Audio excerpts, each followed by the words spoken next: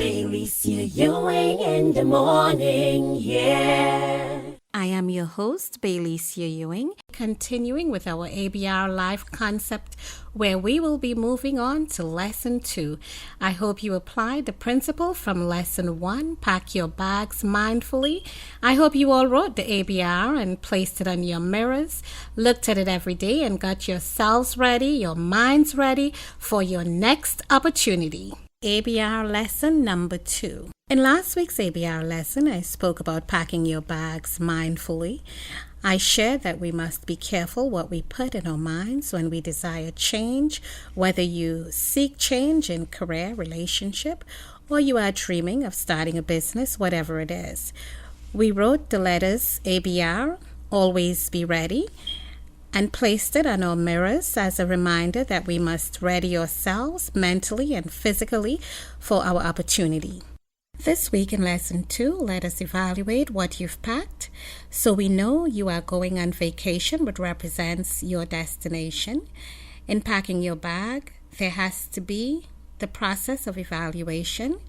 This is a great time to pull out your ABR worksheets. So this week, I want you to think about everything that you felt led to do that is positive in your past and in this very moment, and know that it is possible. All you have to do is get ready. You are never too old, too undereducated, too fat, too thin, or too anything to do what you believe in your heart you are called to do. So there you go, ABR lesson number 2. Making hard decisions by evaluating what's in your bag. Removing these things that will not add value to you while you focus on your goals will surely take you closer to your destiny. This week's challenge is to write down that which you are truly passionate about and would like to do as your career path. The first thing you will write on your ABR worksheet is destiny. Write down your dream, calling, passion, or career path. The second thing is what? Who is speaking to you? Your circle. What are they saying? Are they giving you words of encouragement or negative words? What should I take out of my bag? All the people who are speaking negative words and putting you down has to be removed from your life. For example, you cannot pack a jogging suit if you know you are going out to a black tie affair. Sometimes this is a difficult process because the people you have to remove from your life are the ones closest to you. And this you can do in a very loving way. You still keep the people in your lives that you love, but when it comes to your career and your calling, you have to let them know that you are called to do something bigger outside of yourself, and this has nothing to do with them personally. If these people belong in your life, they will stay. If they are to support you, they will stay. If they do not belong in your life, they will walk away. After evaluation comes the courage to make the changes. You will have fear. That's quite normal. This week, I'd like to ask you to take an index card and write the word fear and place it on your mirror.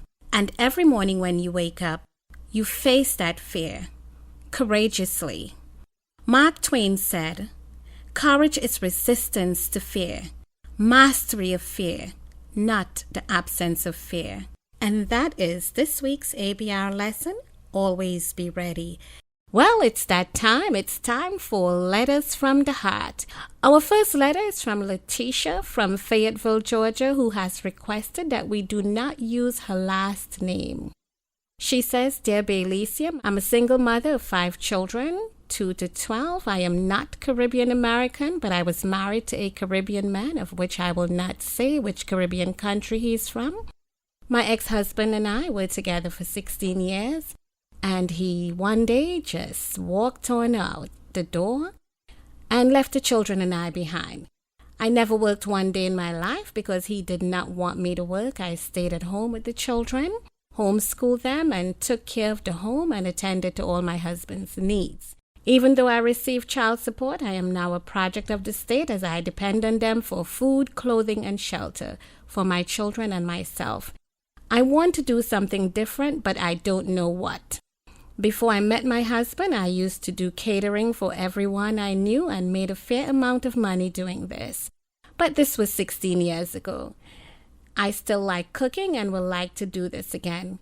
I no longer homeschool my school-age children and they are loving school. BayLisia, please, can you tell me how to get started? Letitia, we appreciate you writing in. We read our first letter from the heart, which came from Letitia of Fayetteville, Georgia. Thank you, Letitia. Letitia shared with us that she was married to a Caribbean-American man for 16 years, now separated. They have 4 children who are living with her.